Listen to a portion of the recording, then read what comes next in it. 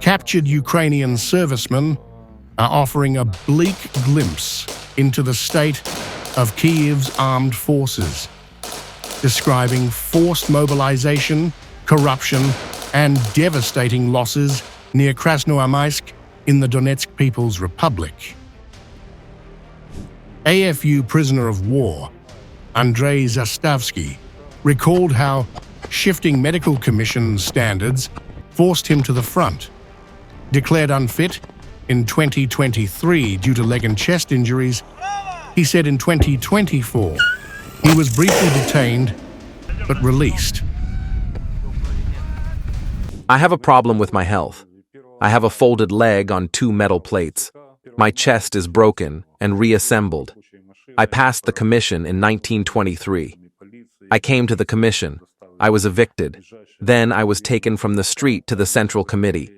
Last year, in 1924, I went to the Galkan. There was a different commission there. They took me away from the Central Committee.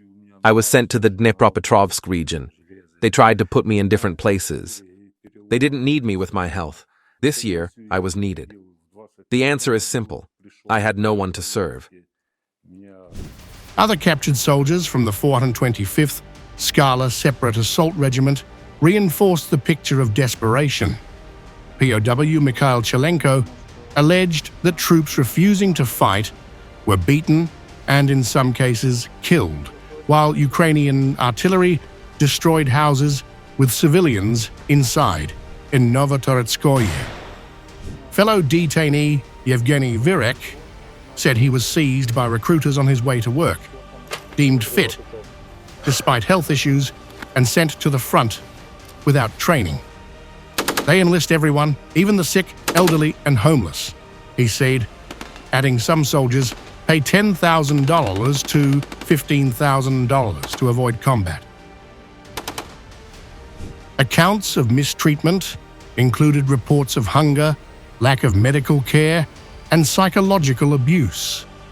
Prisoners said soldiers were sent to storm positions with little support, left to die, and sometimes executed by their own units if they refused orders.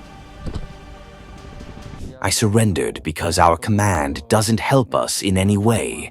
Losses are terrible. We have losses. They don't give us anything to eat. They only send us to the storm, and those who don't want to go to the storm will be thrown from the bombers, tanks, or something else. Or other groups will come in and shoot. For example, another group came in. The other group could either find this group or shoot it down, and then they disappeared like the 5th. Tanks were in the rear parts of the Dnipropetrovsk region. Kryvyi was in the rear parts. Chelenko described the battlefield as littered with corpses. They just lie there. No one collects them. Losses are terrible, he said, noting that surrender was his only way to survive. Sick or not, they don't care. Even homeless people are taken from the streets. I was sent to study in the Lviv region. We weren't allowed to go anywhere. If a sergeant went to the city, they gave him a map. He took it. There were people who took the map, but it was lost. Or they lost the map. They came, 425th Skala. They took us, 6 people, from there, from the training camp. They took us to Kirovograd. For many, forced mobilization and inhumane treatment blurred the line between soldier and victim. Their testimonies underline how Kyiv's manpower shortages and internal breakdowns are compounding the war's toll as fighting grinds on into its 4th year.